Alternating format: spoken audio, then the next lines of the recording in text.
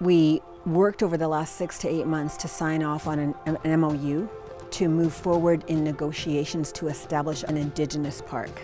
We needed a session to help them to understand what were the legal frameworks and principles that we go from in order to protect our land.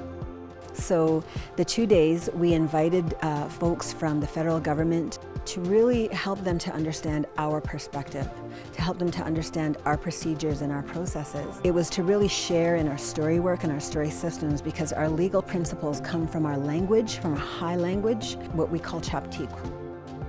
So I guess the first story we're going to talk about here today is these, I guess clay banks. You can see one right there, one right there. I've always loved and taken inspiration and learning from stories. I think they provide us insights into the darker sides of humanity that give us warnings we can learn from. They provide us instructions and guides to move forward to better places. When we talk about our legal imperative, the laws that we work from, and the outcomes of not obeying or following those laws of protection, of living in a sustainable, humane way with the natural world, what does that mean to us? What does that mean to our future?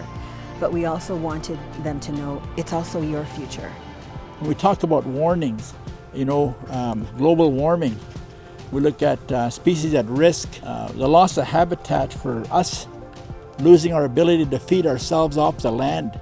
The water has changed here in what we call in Captikwl River. The amount of fish is no longer there.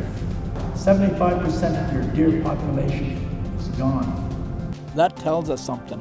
That tells us that we have to act. Right now, the natural world is sort of hammering us on the head, like warming and water and pollution, and we're like, we can't. How is it we don't see it, right? How is it that we still can't see it? It's the Creator that's showing us you're not looking after your responsibility. It's always about sharing. How do we stand up our laws together?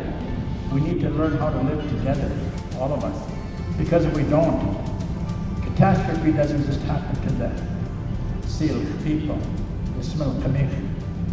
It happens to all of us. All those things, the plants, the animals, everything has a right to live here, to live, to life. Don't feel guilty about past. Look at how you're going to step forward tomorrow. What changes are you going to do tomorrow? How are you going to implement these changes? That's what you got to move forward to, saying, hey, we're going to make a difference. I don't have any grandkids yet. I know I will. I'm looking forward to that day. But I hope that the changes that are happening now, they're going to see something from it. Really excited to try and see if there's, what can we do together to make this a better place and to try and respect some of the responsibilities that we have about protecting these areas.